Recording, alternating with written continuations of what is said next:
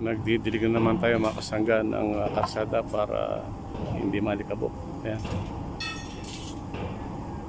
Didilig natin yung kalsada mga kasangga. Nasa una nitong ano, yung pagdilig natin.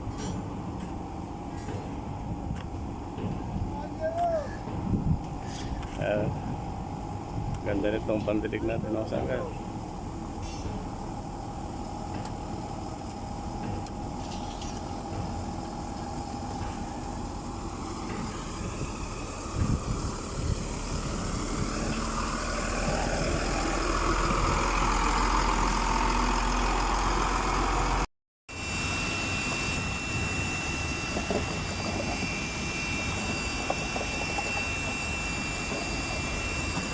Yan, nagdidilig na naman si kaibigan.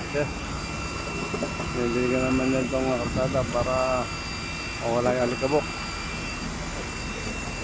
Yan, mga sangga. Ano yung dilig na kaibigan natin. Yan.